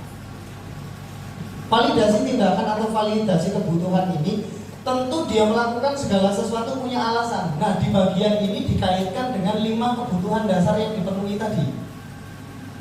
Kira-kira kebutuhan apa yang berusaha dilakukan itu sehingga itu menjadi alasannya dia? Apakah dia menginginkan sebuah kebebasan? Apakah dia menginginkan sebuah penguasaan? Atau hanya sekadar rasa diterima? Apa bu, nah, ingin dihargai atau ingin mendapatkan perhatian di situ? Nah, kita validasi tindakan yang salahnya di sini. Adakah cara yang lebih efektif untuk mendapatkan apa yang kamu butuhkan? Nah, karena tadi 5 kebutuhan dasar yang dipenuhi kan, berarti kita memberikan penawaran. Karena restitusi kan sifatnya tawaran. Ada nggak cara yang lebih efektif untuk memenuhi kebutuhan dasarmu itu? Kebutuhan akan kebebasanmu itu ada nggak cara efektif? Jadi kita mencoba untuk dia, ya kita explore saja, gali terus supaya dia mindsetnya terbuka, pikirannya terbuka. Ya nggak apa-apa, karena di restitusi ini memang kuncinya di kesabaran. Dan restitusi ini tidak bisa langsung dilakukan seketika. Jadi ada waktu-waktu tertentu. Ada waktu-waktu tertentu untuk melakukan segitiga restitusi ini. Jadi penanganan terhadap case atau permasalahan kita uji cobakan dengan segitiga restitusi ini. Nah, yang terakhir Ibu Bapak, ini kembali ke menanyakan keyakinan. Problem berikutnya, sudah punya keyakinan atau belum? Nah, kalau belum punya keyakinan, kita mengembalikannya ke sini akan sangat susah. Karena dia nggak punya keyakinan yang bisa dilihat sehari-hari, nggak punya keyakinan yang disepakati bersama-sama. Sehingga ketika kita di sini, nilai-nilai apa yang kita sepakati? Nah, kita nggak pernah bikin kesepakatan, mau menyepakati nilai apa? Nah, kalau di saya, nilai-nilai apa yang disepakati dalam pelajaran bahasa Indonesia, saya mengembalikannya ke situ karena nggak punya nilai keyakinan kelas dalam pelajaran bahasa Indonesia akhirnya, karena nilai yang disepakati di situ. Kemudian di sini terakhir adalah kamu ingin menjadi orang seperti apa. Jadi dia punya plan future supaya masa berikutnya tidak mengulang hal yang sama lagi begitu.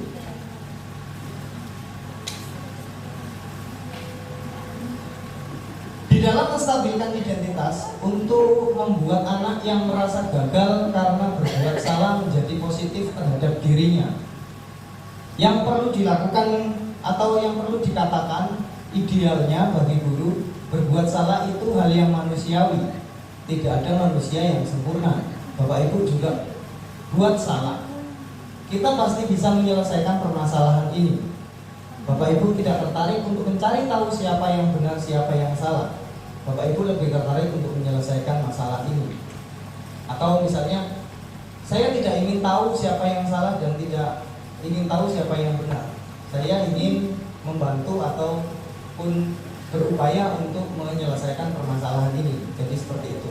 Kalau kamu menyalahkan dirimu sendiri terus, apakah kamu bersikap baik pada dirimu sendiri?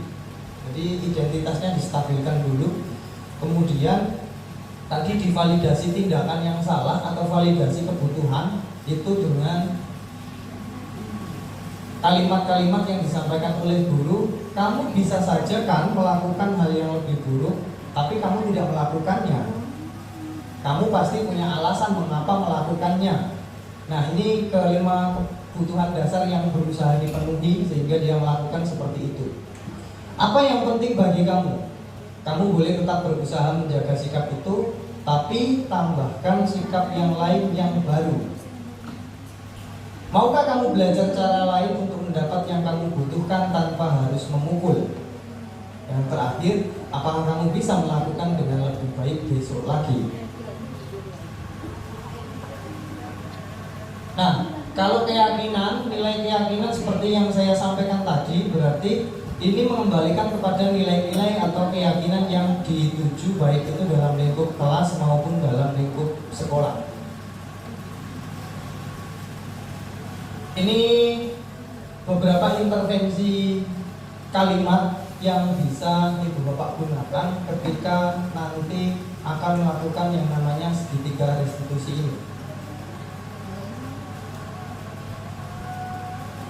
Ini dokumentasi yang pernah saya laporkan di demonstrasi kontekstual yang sebelah kasus 1. Yang kasus 1 itu kasusnya real tapi pelakunya simulator. Pelakunya simulator. Jadi ada skenarionya, orang yang melakukan itu orang lain, tapi saya pakai simulatornya dengan orang yang berbeda. Tetapi kalau kasus kedua itu real yang dialami oleh anak tersebut. Jadi skenarionya dia yang melakukan, seketika restitusinya dia sendiri juga yang melakukan. Itu kasus satu itu saya pakai Reza. Sebenarnya untuk kasusnya itu yang dialami oleh Marco. Tapi saya pakai namanya Reza. Nama penggantinya adalah Reza. Karena saya ingin eksperimen sebenarnya, eksperimen terhadap wawancaranya. Karena saya mengukur dari ininya ya, kompetensi berbicaranya, kompetensi dalam berpendapat. Karena saya berusaha untuk mengeksplor atau menggali dari dari narasumber barangkali ya, narasumber yang bisa mendapatkan saya informasi terhadap praktik segitiga restitusi ini. Kalau yang Aan itu memang yang mengalami masalah ya dia, kemudian restitusinya ya dia sendiri. Itu yang sudah saya laporkan di demonstrasi kontekstual di penugasan modul 1.4 ini. Nah, selesai sudah. Sebelum saya tutup, barangkali ada yang perlu ditanyakan atau perlu kita diskusikan lebih lanjut. Saya persilahkan dulu sebelum sesi ini saya tutup. Saya membuka pertanyaan dulu supaya nanti kalau memang ada hal yang perlu kita diskusikan atau perlu kita perbincangkan di forum ini. Silakan.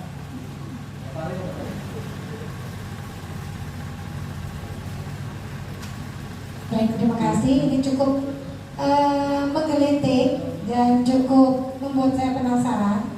Jadi pertanyaan saya mungkin kita bisa bahas bersama mengenai restitusi, dan di sini kan kuncinya adalah sabar ya. Mungkin masih jauh dari saya. Ya, jadi saya minta pendapat Bapak Ibu. Ketika kita setiap hari melihat anak-anak dalam barisan pelanggaran, itu restitusi apa yang cocok untuk anak-anak pelanggaran?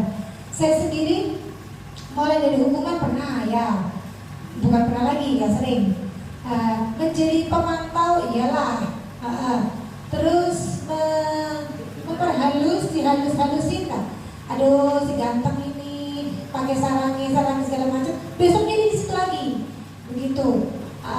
Jadi bagaimana caranya restitusi diterapkan untuk masing-masing kita, supaya kan kita bergantian nih kan. Nah besoknya saya, besoknya teman, besoknya apa, ngomong-ngomong restitusi mungkin bisa jadi solusi. Tapi caranya seperti apa? Terima kasih.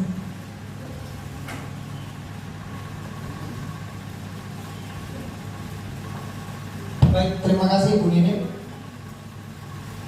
Ada yang mungkin menanggapi dulu, karena itu kan kasus di sekolah kita atau permasalahan di sekolah kita dengan jumlah yang relatif banyak. Kalau hanya 1-2 kan restitusinya akan mudah, tetapi dengan jumlah yang amat sangat banyak begitu, solusi yang kira-kira cukup preventif gitu ya, untuk bisa menjadi alternatif pemecahan masalah ini. Ada yang berpendapat? Bu Lina, Pak Lukman?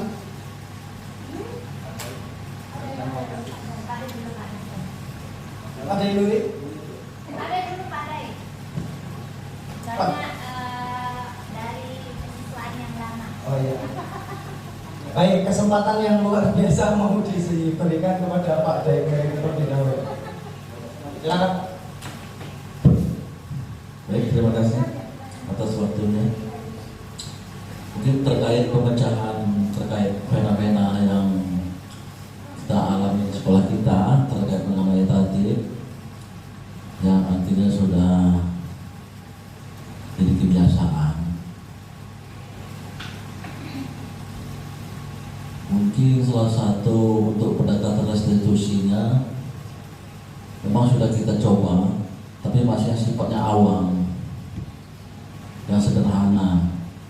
sudah dicontohkan Bu Nini tadi kan, sudah kamu kenapa seperti ini, ya.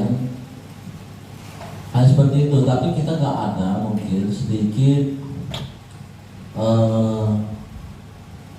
apa ya, kayak macam data. Memang data sudah dibuat juga, tapi secara umum dulu hanya buku saja ya, buku saja. Tapi mungkin kalau mau bergerak cepatnya, karena memang itu mesti secara serentak bersama-sama. Dan hanya saja terkait yang piket saja mungkin. Habis itu dari tindak lanjut mungkin personil guru yang lain kelas yang langsung menjemput orang tua, informasikan. Ya, memang kita mesti capek, ya. Karena berhubung kita waktu, jadi sekedar hanya sebatas itu saja, catat seperti ini ya sudah ya. Seperti itu. Ya. Mungkin ada terobosan lain, karena sementara ini mungkin ya kita hanya permainan seperti itu dulu kan, dicatat, tawarin, dekatin, tapi yang belum sifatnya yang mungkin mengenal betul atau didukung dengan orang tuanya, ya seperti apa tidak lanjutnya, terus ya mungkin kita minta percaya kepada orang tuanya, ya. Tapi memang serba salah kita, karena di sini kadang pernah kita coba seperti itu, tapi orang tua kadang tak respon, bahkan tidak mau peduli gitu. Dan terkait mengenai hal-hal kejadian anaknya ada di sekolah seperti contohnya ya, mengenai atribut mungkin seperti apa terlambat, ya karena mereka terlambat diantar, banyak sekali permasalahan. Mungkin seperti itu solusi salah satu mungkin ya kita mesti sama-sama ya bersabar dulu ya, kita tanamkan sabar dulu ya, mudah ada solusi lah seperti itu. Terima kasih Pak Kiai Nuri sudah menanggapi pertanyaan dari Bu Nini. Ada yang berusaha menambahkan? Oh iya boleh. Ya, terima kasih. Kebetulan ini juga yang mau saya sampaikan terkait apa yang ditanyakan Bu Nini ya, apalagi yang berkaitan dengan peraturan sekolah utamanya pada saat pagi hari yaitu baris berbaris. Ini mungkin kita bisa yang restitusi itu bisa terbentuk dengan baik ketika semuanya bisa bekerja sama. Satu, termasuk wali kelas ketika semuanya turun di lapangan mengarahkan anak-anaknya seperti yang dulu ya, pagi-pagi kemudian ya Bu semuanya turun ke lapangan masing-masing mendampingi wali kelas, itu tidak bakal terjadi seperti ini. Kita bisa mengarahkan dengan baik tanpa ngotot-ngototan, tanpa suara yang nada tinggi, itu tidak bakal terjadi. Termasuk komunikasi dengan orang tua ini juga penting menurut saya. Apalagi kita sekarang sudah teknologi canggih, sudah ada yang menghubungkan dengan orang tua, itu mungkin jadi banyak-banyak ngomong lah dengan orang tua. Ini malahan mohon maaf Bapak Ibu sampai sekarang ada yang belum mendapatkan nomor orang tuanya seperti itu. Itu mungkin. Terima kasih.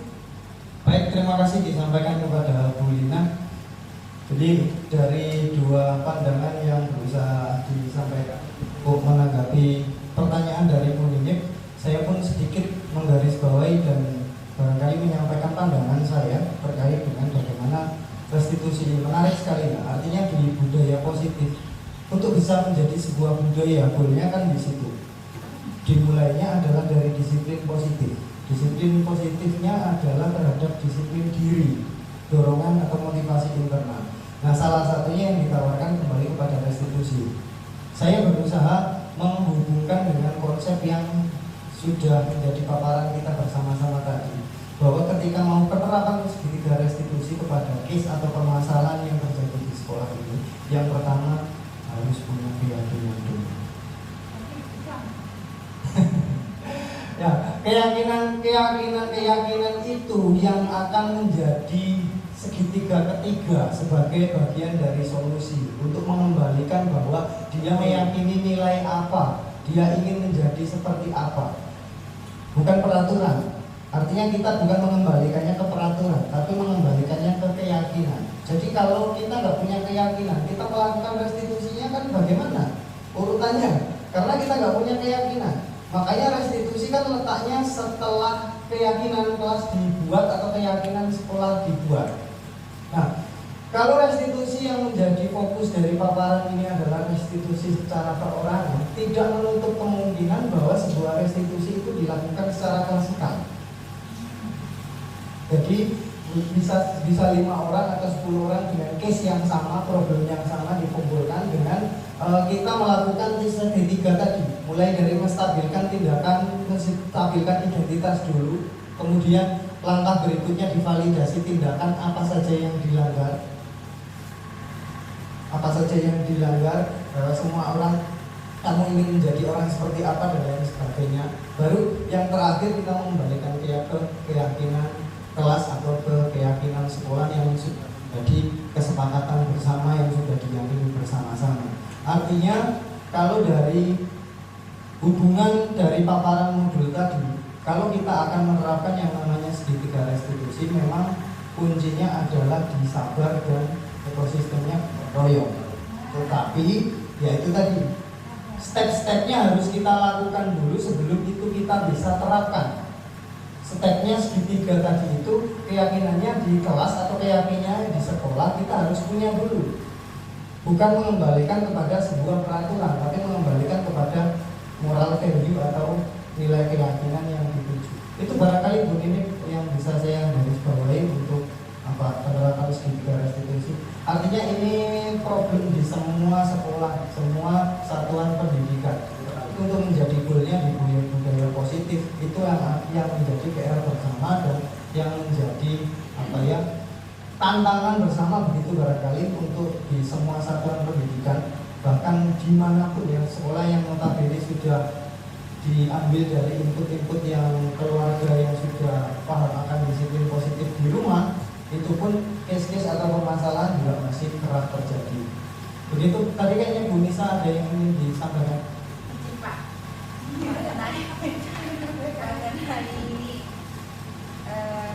Siswa saya sendiri minggu kemarin itu ada razia rambut. Jadi bukan razia lah ya Bu ya, razia rambut. Dari sekian itu ada siswa saya sendiri rambutnya pirang. Saya tanya, kenapa rambutnya dipirang? Jawabannya apa? Tertawa dia Pak. Dia tertawa, hahaha. Mama saya lebih parah Ibu. Keyakinannya di mana Pak? Kalau sedangkan orang tuanya seperti itu. Terus saya sampaikan juga, teman-teman ngasih masukan juga ke saya. Saya kasih nasihat anaknya. Mama saya begitu, rambutnya warna-warni. Terus kukunya juga. Nah, jadi keyakinan apa yang harus saya tambahkan lagi ke anak saya itu? Kalau untuk marah, saya nggak pernah marahin anak saya itu. Nah, mungkin kalau yang lain oke, saya ada marahin, tapi keyakinan dia sendiri untuk di rumah pun sudah nggak ada seperti itu. Nah, kira-kira seperti apa yang harus saya lakukan? Nah, itu yang saya pertanyakan. Terima kasih, siap. Baik, terima kasih atas pertanyaan Bu Nisa. Artinya sebenarnya kasus yang tadi itu kita bisa generalisasi terhadap beberapa kasus atau beberapa problem yang terjadi di rumah. Bagaimana kalau disiplin positifnya di rumah itu sudah tidak jalan? Kesimpulannya di situ ya.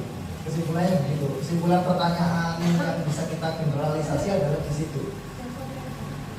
Artinya nilai keyakinan bagaimana ketika disiplin positif di rumah itu sudah tidak jalan. Ada yang mungkin berpendapat dulu sebelum saya mengutarakan pendapat saya. Bu Pari, belum ada komentar. Kalau di artinya dari ya kita mungkin ini ya analoginya dalam satu kandang, kalau kita memiliki telur gitu ya, ada yang dalam tanda kutip telur yang nggak baik, itu kan pasti ada. Kita berusaha menjangkau semaksimal mungkin keyakinan kelas dulu atau keyakinan sekolah dulu di sekolah kita yang bisa kita lakukan, yang bisa kita terapkan. Problem masalah yang tidak bisa kita intervensi satu dua itu di luar kuasa kita sesungguhnya. Tetapi kita refleksi ke diri kita, apa yang kita lakukan di lingkup kita itu apakah sudah optimal atau sudah maksimal atau belum.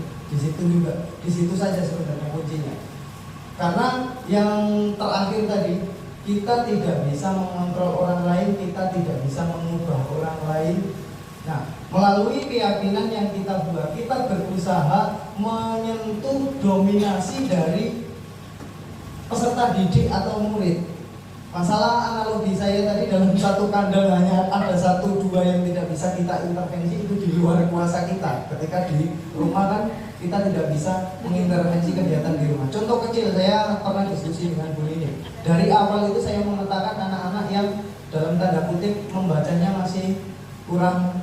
Nah, saya meminta bantuan wali kelas untuk menginstruksikan kepada orang tua di rumah untuk bisa memberikan intervensi terhadap kemajuan atau mengamati belajarnya. Sampai detik beberapa hari yang lalu atau kemarin barangkali Bu ya. Jadi masih ada anak-anak itu yang sampai detik ini belum ada kemajuannya.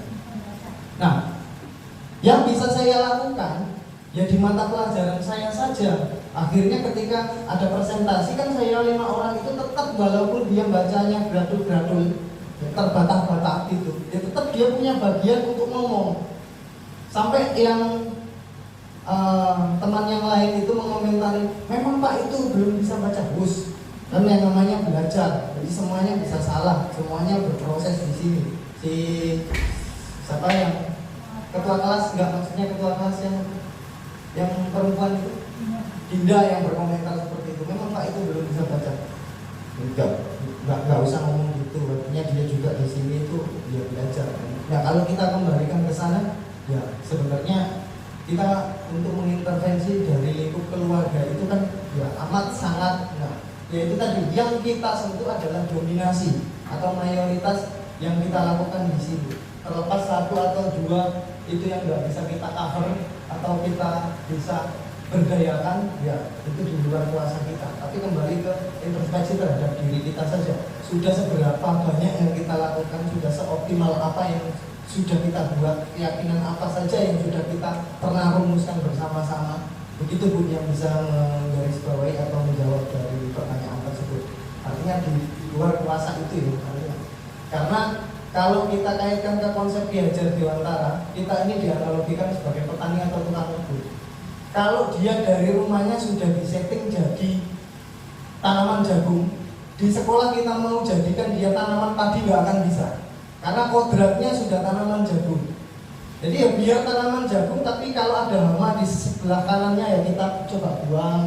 Kalau ada panas ya coba kita kasih atap sen biar dia belajarnya tidak kepanasan. Nah, kita cuma bisa intervensi bagian itu. Terlepas dia nanti kodratnya jadi apa, terlepas dia nanti tumbuhnya jadi apa, karakternya jadi apa, kita hanya bisa mengintervensi di lingkup sekolah dari jam sekian sampai jam sekian. Selebihnya di luar kuasa. Itu Bu Nisa, semoga bisa memantik pemahamannya dan mudah-mudahan tambah bingung. Karena kalau tambah bingung menandakan kita masih berupaya untuk belajar dan berpikir. Rasanya sudah tidak ada ya, cukup ya, karena Ibu Bapak akan melanjutkan ke SKP atau hal baru lagi yang memicu kognisi kita untuk berpusing-pusing ria. Baik Ibu Bapak, sekali lagi saya sangat berterima kasih. Dan juga nanti Ibu Bapak, karena ini ada di program pendidikan guru penggerak, saat ini sudah masuk rekrutmen yang baru lagi ke angkatan 11. Ini mulai dibuka dan sampai 27 Oktober ini. Artinya Ibu Bapak bisa mengadopsi atau mengadaptasi ketika nanti melakukan diseminasi yang sama artinya saya sudah mengawali. Kalau saya sudah mengawali kan Bapak Ibu sudah enak, sudah ada contohnya gitu, sudah ada, tinggal amati, tiru, modifikasi dan kembangkan ya, tinggal ATM-kan aja. Artinya tidak perlu mulai dari nol. Jadi beberapa hal-hal itu bisa untuk menjadi referensi atau bisa diadaptasikan sebagai ya kita berkolaborasi aja sebenarnya di situ. Poin intinya di situ. Baik Ibu Bapak, tidak terasa sudah 1,5 jam rasanya kebersamaan kita di Destinasi Budaya Positif ini. Mudah-mudahan apa yang saya sampaikan bisa bermanfaat dan bisa membantu diri kita, terutamanya untuk peran kita sebagai pendidik ya mengarahnya adalah kepada peserta didik. Jadi ukuran sekali lagi apa yang kita lakukan, apa yang kita perbuat, kuncinya adalah seberapa pengaruhnya atau seberapa dampaknya terhadap peserta didik. Itu saja. Mau praktik baik, mau diseminasi, mau hal apa, ukurannya adalah di situ. Karena tujuan pembelajaran atau tujuan pendidikan nasional yang sering disampaikan oleh Menteri Pendidikan kita Anwar Nadiem Makarim dan juga Dirjen GTK Iwan Sandri pada saat itu, tujuan pembelajaran nasional kita tujuannya hanya ada 3, yaitu murid, murid, dan murid. Jadi tujuannya di situ, bahkan itu nanti akan menjadi penilaian pemerintah daerah juga seberapa dampak dari kurikulum ini yang sudah dirasakan terhadap satuan pendidikan atau terhadap sekolah. Itu nanti akan menjadi penilaian di pemerintah daerah juga yang disampaikan oleh Kepala Deskap Ali itu.